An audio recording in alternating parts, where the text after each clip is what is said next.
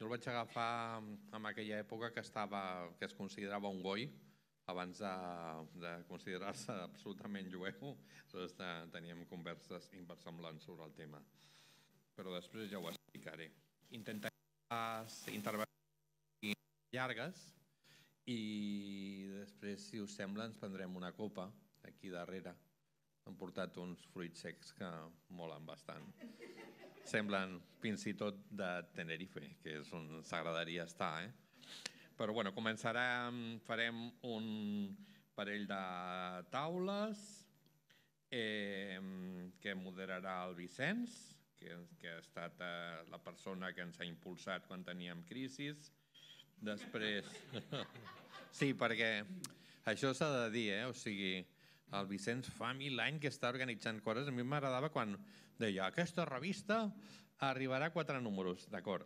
Però aleshores deia, aquesta revista arribarà a 34. I diu, hòstia, 34 és oceànic. I finalment, bum, sí. I així ho va fer en diferents ocasions. I des que el conec està disparant. O sigui que ara ja seria com una barreja de General i Che Guevara, perquè ha fet els dos papers. Us demano una mica que ser una mica essencials. Després, si ens queda alguna cosa de pressupost, mirarem de fer una publicació, una revisteta o alguna col·laboració amb alguna plataforma, o penjarem a internet o amb el que sigui. Ho estem gravant, com us he dit, o sigui que si dieu parides quedaran gravades. Per tant, Víctor, no facis massa joances al Barça, perquè també... Vicenç Altair, un aplaudiment.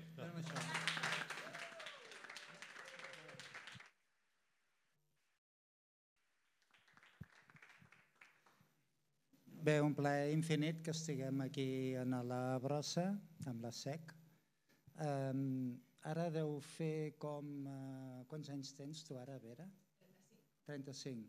Doncs recordaré sempre, quan tu feia poc que havies nascut, que fèiem tots plegats una revista que es deia Àrtics, que ens portava cap al nord, al fred, per allunyar-nos una mica de l'excés de temperatura literària i corporal, i vam presentar una revista italiana que es deia Parole Rampanti a la Real Acadèmia de Ciències Mèdiques. Tu havies nascut i estaves posada en una taula barroca de l'època que es va iniciar el món de les operacions i l'estudi del cos humà.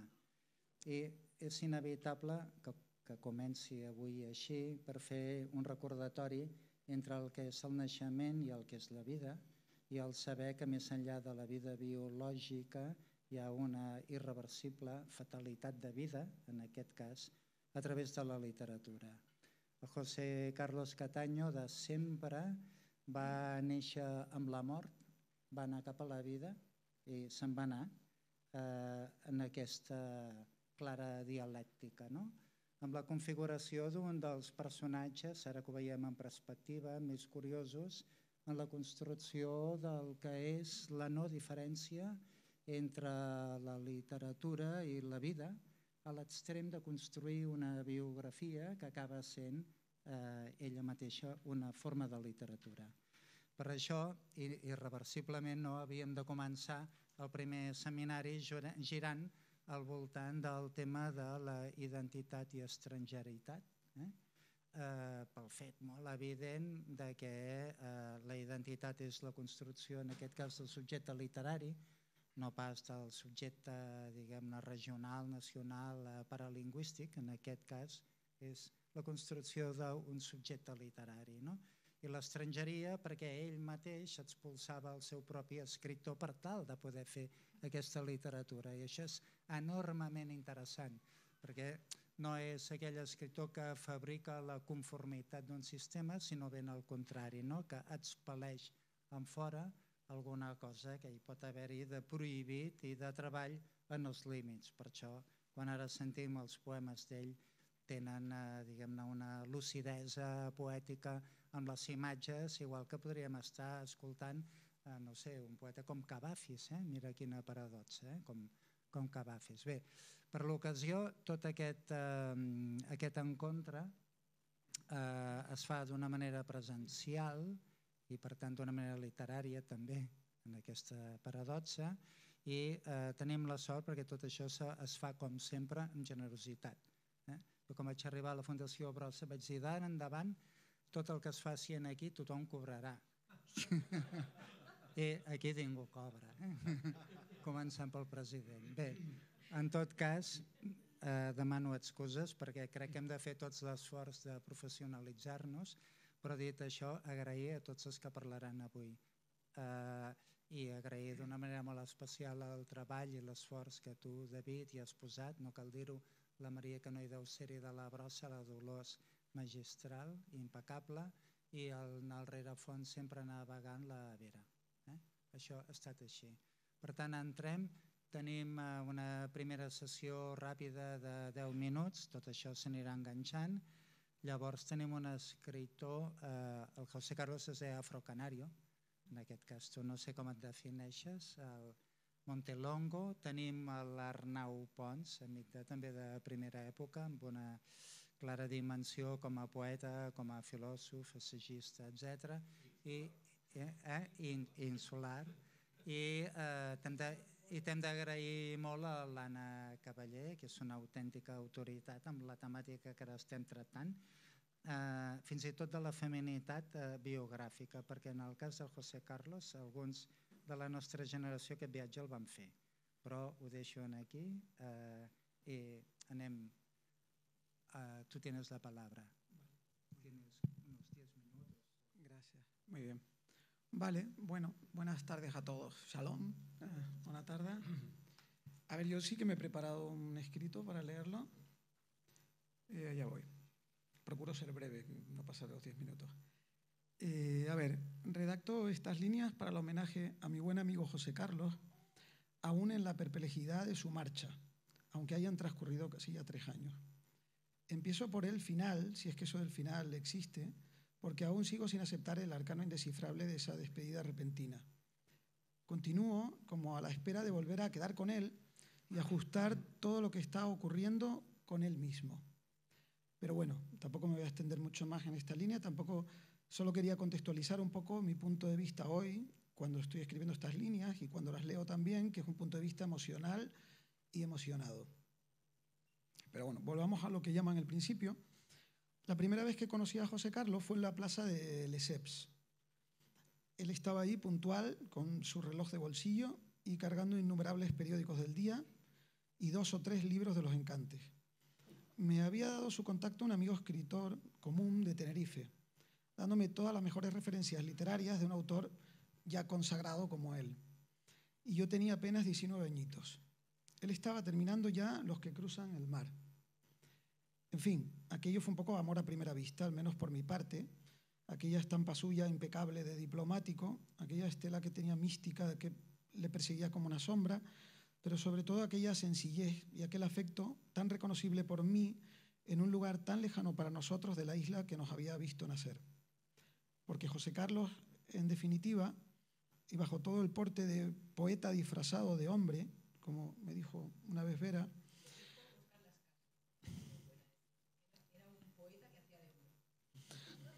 pues era sobre todo una persona profundamente sensible y amorosa con la gente que apreciaba, y yo creo que tuve la fortuna de estar entre ellos. Fueron casi 20 años, a lo tonto, de amistad ininterrumpida. Conmigo fue generosísimo, extraordinariamente afectuoso y empático. Una especie de maestro o de padre putativo, como me comentaste tú. Nuestra diferencia de edad forjó un tipo de amistad muy particular en este sentido.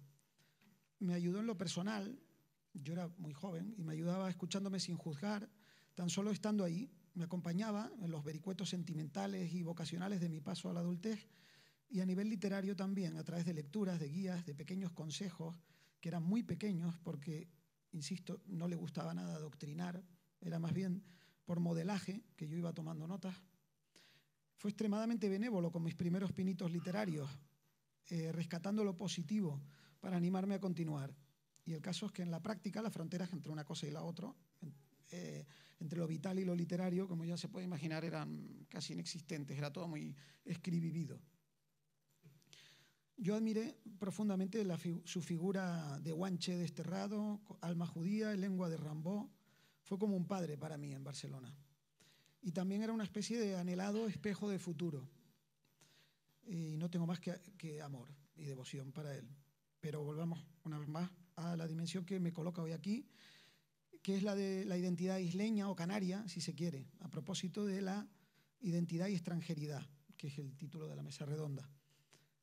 Me gustaría citar un pasaje de su obra, de Los que cruzan el mar. Dice así: la noticia de tercera, en un diario de la península, aquí ocupa la primera plana del periódico, y viceversa. Las 1001 cretineses insulares, la demencial inquina entre las islas, propician la apariencia de remanso, pero de pronto, sin lógica ninguna, vierte el vómito el descerebrado de turno. Este es el tipo de prensa que alimenta las opiniones de los de aquí, en un reino de mentalidad frailesca que se revela incluso en los partidarios del laicismo y del progreso. Observen sus gestos ufanos, sus retacas manecillas, sus pechos henchidos. Observen sus vestidos, las damas de mirar severo, las estúpidas osamentas y las comparsas de militares, médicos, abogados. ¿Cómo no va a ser esta la tierra prometida de los surrealistas? Bueno, pues ese es el mundillo del que vinimos José Carlos y yo a esta ciudad. Vinimos de él, pero lo trajimos con nosotros, evidentemente. De hecho, su mundillo se llevaba casi 3 décadas con el mío y difería además en unos 7 kilómetros, que son los que separan Santa Cruz de La Laguna. Pero bueno, esas diferencias que en aquellos lares son antagonismos shakespearianos, a nosotros nos asonaba el conjunto y nos daba para mil y una bromas y complicidades. O sea que veníamos del mismo mundillo, en definitiva. Y lo compartimos aquí, entre nosotros.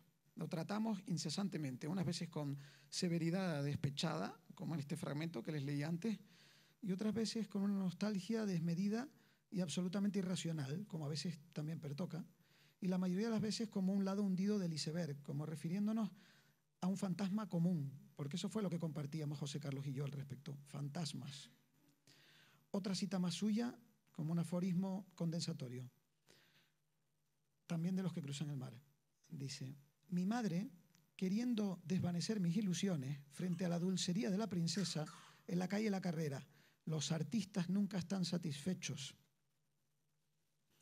En fin, pasábamos horas hablando de personas de allá, de poetas, de escritores, de ensayistas, de editores, de artistas, de borrachos, de políticos, y todos ellos imbuidos en una misma trama común, una especie de hermandad literaria isleña, una hermandad caníbal, por supuesto, con algunos miembros bajo la etiqueta del exilio, entre los cuales nos encontrábamos él y yo, sospechosos de expulsión, por así decirlo, malditos en cierta manera, lo cual no dejaba de tener su encanto. Y en el seno de esa hermandad, como decía, las 1001 disputas y tramas enlazadas en forma de antologías, favores, descréditos editoriales, invitaciones o vetos a congresos o lecturas, espectáculos etílicos, más o menos poéticos o patéticos, afinidades de estilo, evaluaciones sintéticas y grandilocuentes o despechadas de las obras de los demás, fantasmas comunes, insisto, una suerte de hermandad isleño-poética de lo que José Carlos, de alguna manera, me ungió como miembro en aquellos años, bajo la autoridad del derecho del tiempo y la desmesura vocacional suya, como miembro de honor, que era, y me gusta pensar que todavía pertenecemos a ella. Dicho esto, evidentemente no nos referíamos solo a personas reales cuando evocábamos aquel universo. También hablábamos de personajes históricos, de leyendas guanches, curiosidades identitarias, complejos atávicos, muchos complejos atávicos de la canaridad que anidaban en nosotros, palabras y dejes de allí, filología canaria, si se quiere, género al borde mismo del sentido, y todo este batiburrillo confrontado al entorno que nos envolvía, que nosotros que Cataluña, con sus vicisitudes también históricas, lingüísticas y políticas, y que también debatíamos y confrontábamos en muchos casos. José Carlos y yo compartimos una misma distancia desde la que ver una cierta realidad. Y le vuelvo a citar, en Los que cruzan el mar también. Decía Yeats que él no era un nacionalista sino en Irlanda y por motivos superficiales. Para que se me entienda sobre el asunto, diré que las palabras de Yeats en mí deberían leerse justo al contrario. y en esas coordenadas fueron en las que nos movimos. Y todo esto, que no pasan de ser unas apreciaciones de corte muy personal y muy emocional, como ya dije, podría extenderse con bastante más rigor a su obra. No ha habido ningún crítico ni ningún lector que no se haya acercado a la obra de José Carlos y no haya constatado la presencia de este influjo que él sabía rescatar y matizar con el brillo de su talento, revestida de mil y una formas, sublimada en otras islas más o menos lejanas y exóticas, obviada, explicitada, enterrada, redimida, en fin, la isla, nuestra isla, siempre estuvo ahí como un cuño incandescente. Dicho todo esto, hay que decir también que yo a veces le noté hastiado del tema, simplemente como interesado en otros. Sobre todo en los últimos años, como si yo hubiera zanjado todo lo que tenía que zanjar. Y leo otra cita de la próxima vez. La patria no se encuentra en la infancia. La patria no se encuentra en el lenguaje. La patria no se encuentra en los libros que no ha ido reconquistando uno. La patria no se encuentra. Está bien que nunca se encuentre la patria. La última vez que nos vimos, que como digo, por algún grotesco mecanismo de defensa mío no acabo de comprender que sea esa última, nos vimos en el Turo Park y le llevé a mi primer hijo, recién nacido, para que lo conociera. Adai, de nombre guanche, catalán y judío. José Carlos y yo suspiramos felices aquel día, fascinados ante la inspiración del destino. Y hablamos de lo isleño, para variar, como una magia virtuosa, como una condena ciaga o todo junto, pero que se cortaba ya, en cualquier caso. Apreciamos como que se extinguía en ese eslabón que éramos nosotros, que aparentemente no iba a continuar a través nuestra, o al menos que no lo iría a hacer con tanta visceralidad, entre el alivio y la morriña. Y recuerdo que él me dijo que estaba en paz, que si fuera por él, lo vendería todo ese mismo día y se iría a vivir a la Punta de Hidalgo, pero que no lo iba a hacer, y que era mejor así, y que estaba muy bien todo como estaba. Así que nada, le seguimos el trazo. Esto es todo lo que tenía que decir. Solo la última cita. Qué grande la isla que parece haber existido solo en sueños. Está. Gracias. Gracias.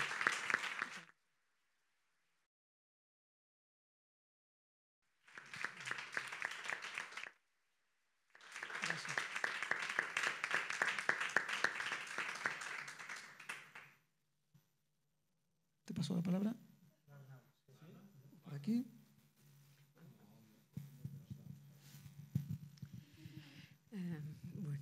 Buenas tardes a todos y a todas. Yo me permitiré hablar en castellano porque esta era la lengua que utilizaba con mi amigo José Carlos, porque lo leí siempre en castellano.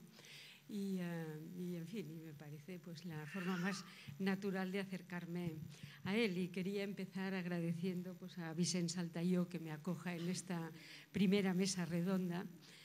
Muchísimas gracias a todos ustedes, porque no hay nada peor que un homenaje a una persona que ha fallecido y que no tenga la gente, digamos, suficiente. Eso queda como una cosa muy pobre. Esta sala está llena de amigos de José Carlos y de personas que le queríamos. Muchas gracias a David Castillo, a Dolors Fernández y a la Asociación de Escritores de Cataluña, porque me parece que se lo debía, ¿no? La muerte de José Carlos fue absolutamente inesperada. Yo me quedé completamente consternada, porque me parecía, antes lo comentaba con Vera y con Vira, que habíamos quedado para tomar un café en septiembre.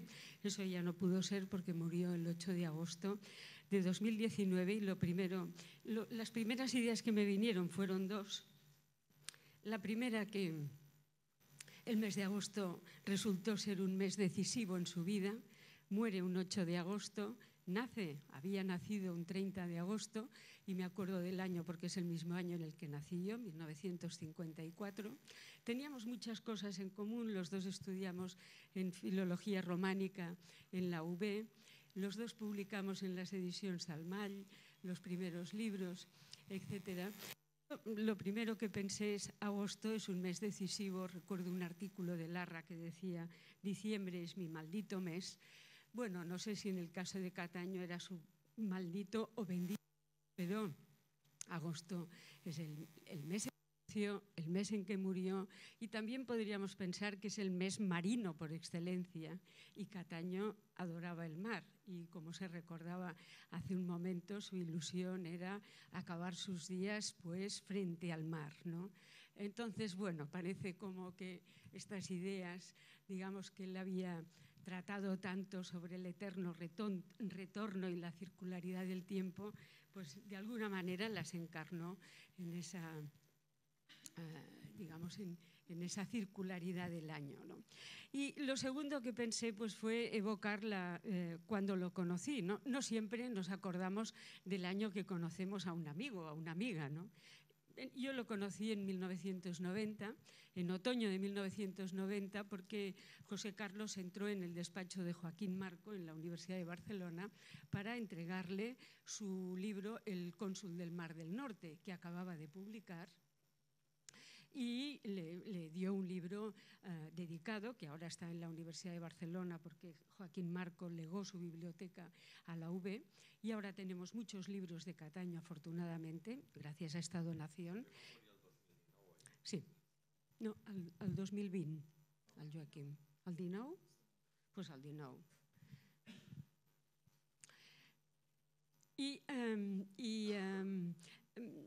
A ver, ahora he perdido el hilo. Y Joaquín me dice, cuando él se fue, me dice, es muy buen poeta, hay que seguirle. Entonces estaba José Carlos empezando, ¿no? Pero efectivamente después hemos comprobado que todos los libros de Cataño estaban en la biblioteca de Joaquín. Pero a mí lo que me impresionó cuando se fue José Carlos era lo guapo que era. O sea, me pareció, él debía tener como unos 35 años, me pareció un hombre muy atractivo, porque era muy atractivo. Además iba muy bien vestido, porque él vestía de una forma, en fin, yo siempre hubiera dicho casi que era un señor de Canarias, ¿no? O de Santa Cruz o de La Laguna, vestía de una forma impecable. Y me llamó muchísimo la atención también la educación, el sentido de la cortesía que tenía José Carlos. Y bueno, y evidentemente yo, en fin, seguí el consejo de Joaquín y le fui siguiendo, sobre todo en la publicación de sus libros diarísticos, que a mí me han interesado mucho. Él ha publicado 4 volúmenes de diarios que recogen prácticamente toda su trayectoria literaria, y un libro que adoro, que es su libro sobre los encantes, y que dice mucho de su pasión por los libros de ocasión, que se convirtieron en una especie como de religión, de protocolo, de costumbre, de levantarse a las 5 de la mañana, 5:30, para estar puntualmente a las 6:30 con las primeras paradas que se abrían en los encantes o en el mercado de San Antonio, y encontrar aquellas joyas que se ponen a la venta en el primer momento, y que si vas a las 12, como yo he ido a veces, pues evidentemente no encuentras nada, porque, en fin, por allí ha pasado quien tenía que pasar, ¿no? Entonces me pareció un libro precioso, de muchísima sensibilidad, y además un libro que aprovecha tangencialmente para comentar las lecturas de los libros que compra. Unos los conoce, otros los descubre. En fin, bueno, a mí me parece una verdadera joya literaria, pero quería centrar, en fin, por lo que el planteamiento que ha hecho Vicent Saltayó, que me parece muy acertado, esa relación entre identidad y extranjería que caracteriza la obra de José Carlos. Yo lo quería enfocar desde una perspectiva que desde el primer momento me llamó la atención y que me parece que es un rasgo de su estilo, que es la contención. Parece un hombre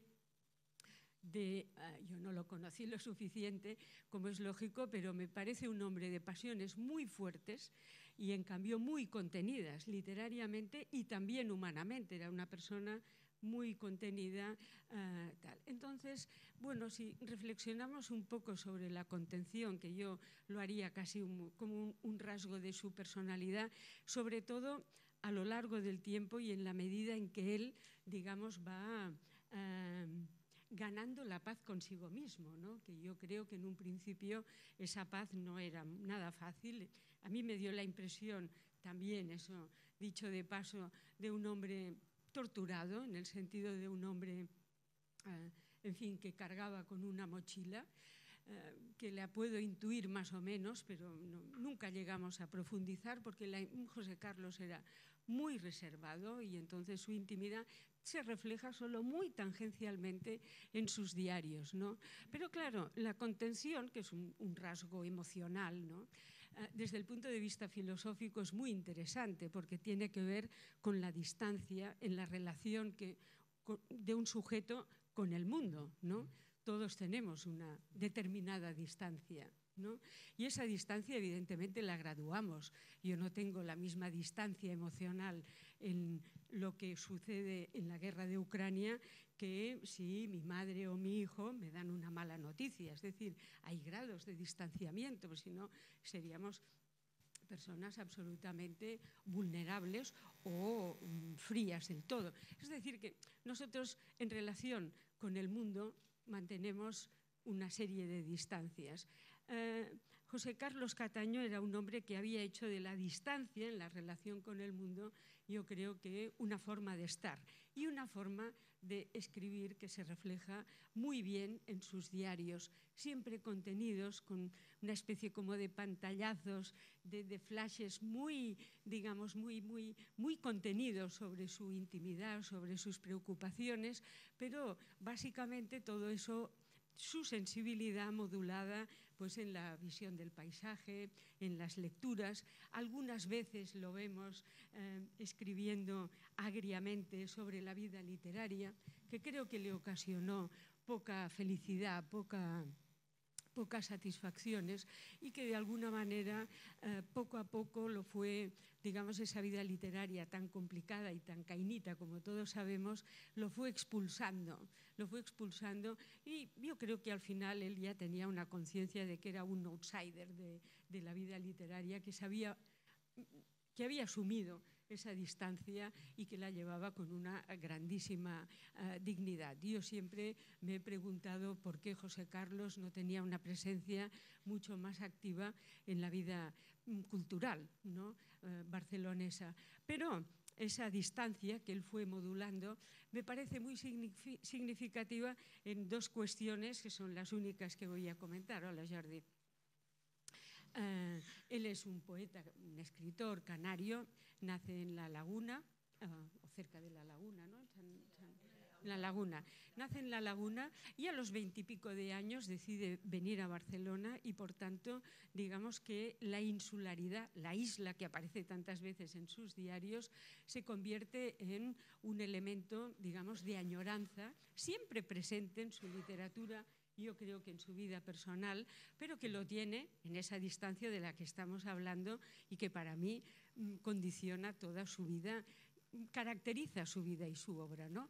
Es un escritor canario que decide alejarse, poner distancia en relación a Canarias y vivir en Barcelona. Y en Barcelona, que en los primeros años se entrega a la vida cultural barcelonesa con muchísima pasión, pero con el tiempo irá poniendo distancia en relación a Cataluña, al independentismo catalán, tendrá una mirada crítica, le pondrá distancia a Barcelona y encuentra, y ahora eso es un atrevimiento por mi parte, pero yo creo que encuentra en la ciudad de Estocolmo, tan presente en sus diarios, digamos, una especie de país soñado, de un imaginario que tiene mucho que ver con su propia sensibilidad, de manera que, digamos, está haciendo como una especie de cuadratura del círculo entre Canarias, Barcelona, Estocolmo, que es una ciudad que le gustaba muchísimo y que la describe de una forma maravillosa, y, digamos, con su país mental, que podría ser, no sé, la diáspora judía, para entendernos, ¿no? Un concepto mental con el que él se identifica plenamente y con el que pone distancia a una vida moral española, de la que también se aleja, ¿no? Entonces, claro, eso lo convierte en una figura verdaderamente interesante y que desde el punto de vista, digamos, fenomenológico. Los fenomenólogos alemanes son los que estudiaron en su momento mejor el concepto de la distancia artística y estética.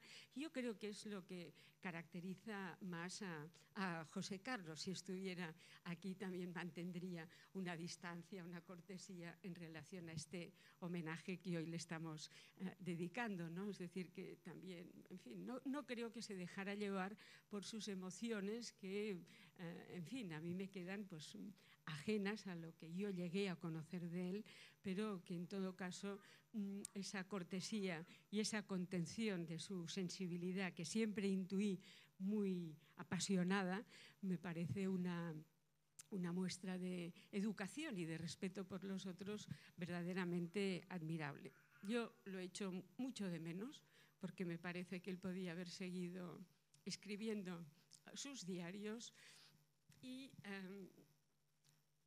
haciendo una especie como de crónica de esa vejez que él veía venir, sobre la que escribía, sobre, digamos, el avance o el vislumbre, vamos a decirlo así, de la muerte en el horizonte, y me hubiera encantado envejecer con José Carlos.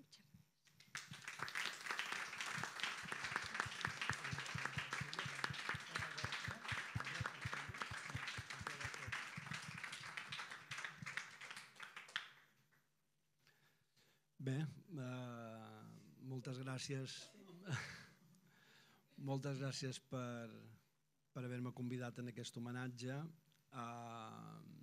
Jo el que he de dir, no fa gaire amb l'Alfonso Alegre ho estàvem dient, a mi em va trucar després de bastants d'anys que no ens parlàvem simplement perquè la figura de la dislocació, no la de la distància, sinó de la dislocació entre nosaltres era una figura que feia sentit, i també aquest sentit de la dislocació és una cosa que jo també trobo, com a complement al que vostè ha parlat de la distància, trobo que fa sentit també en la poesia de José Carlos, és a dir, la manera com disloca la llengua espanyola i de la manera com disloca la sintaxi, de la manera com disloca fins i tot el sentit que podem atribuir a les paraules, no?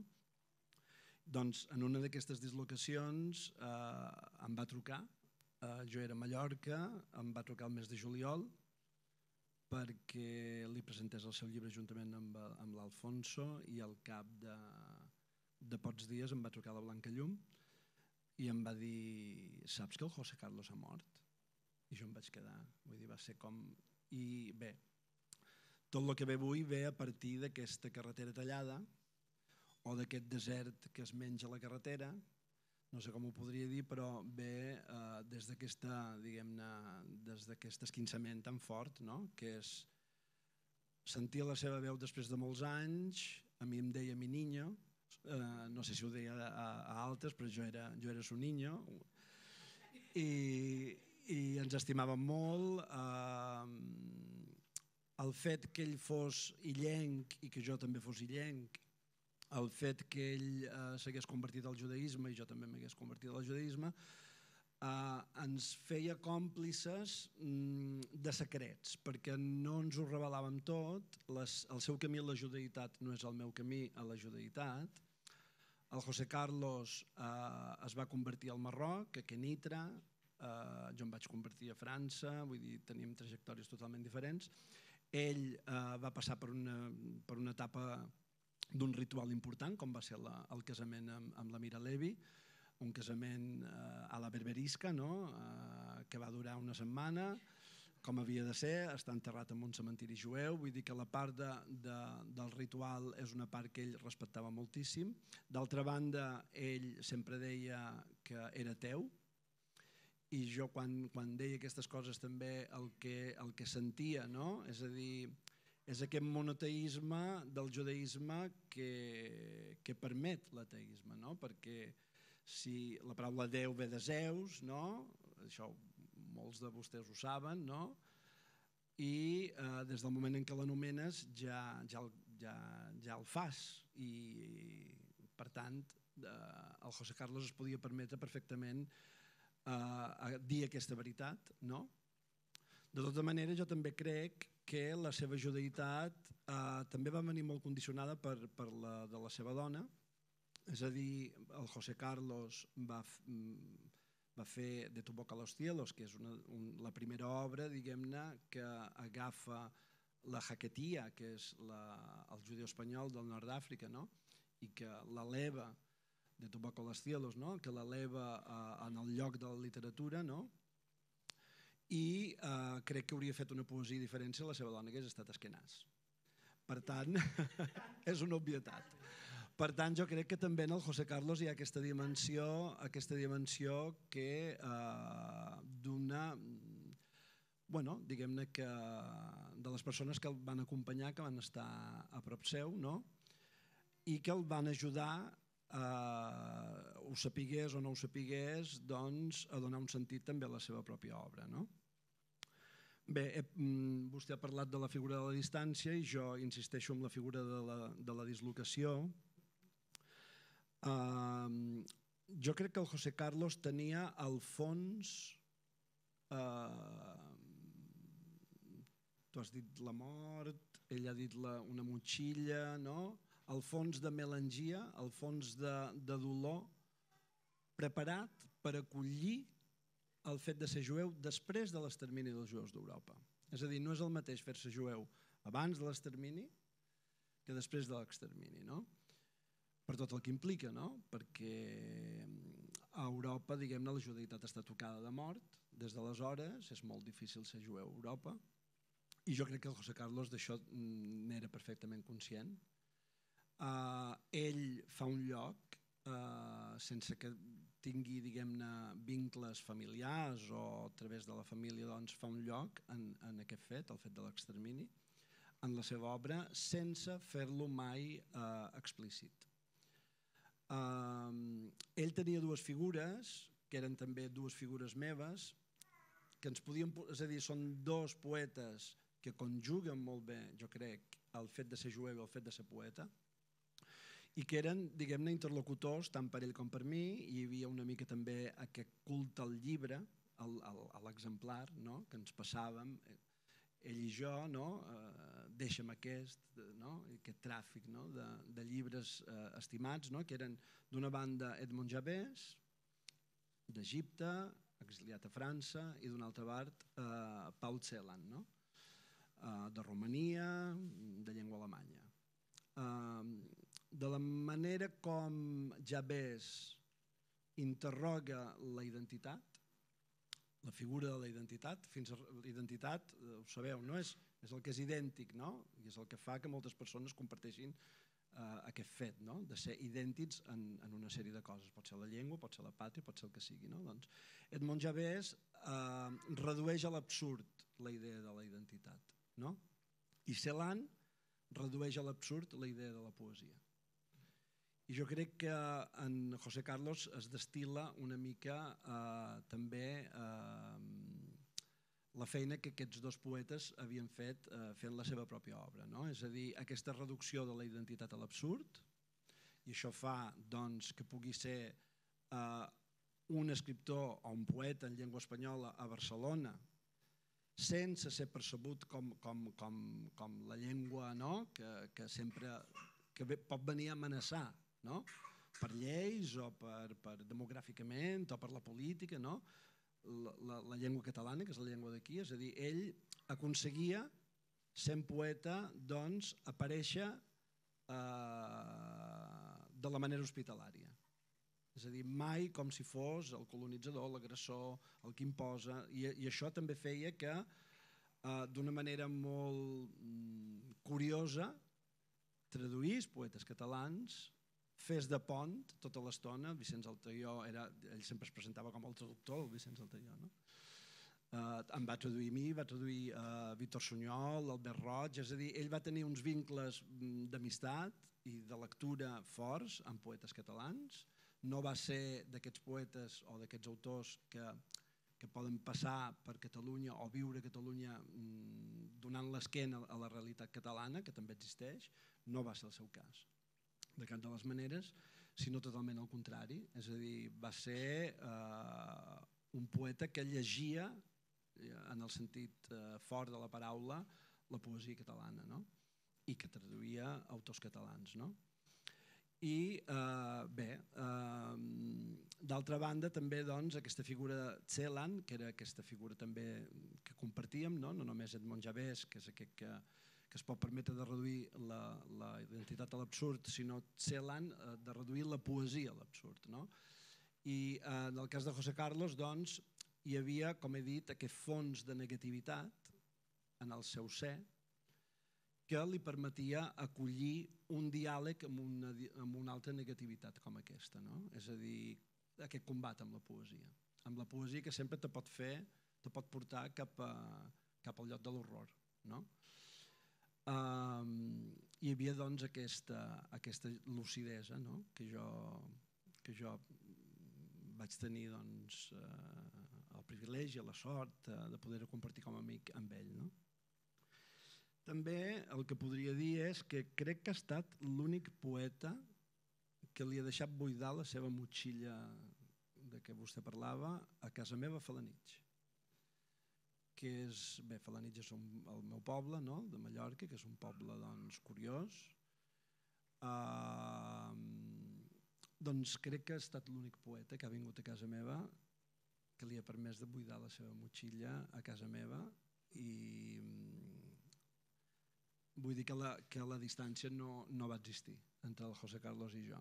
Si hi havia alguna cosa era de vegades doncs, la dislocació per un excés de proximitat, moltes vegades. No,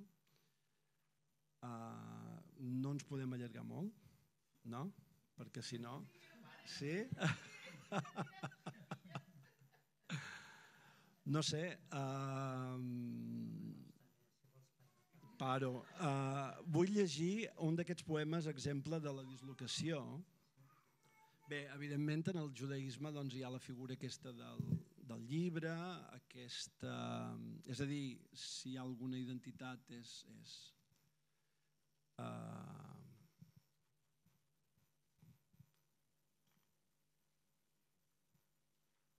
si hi ha alguna identitat, doncs alguna cosa idèntica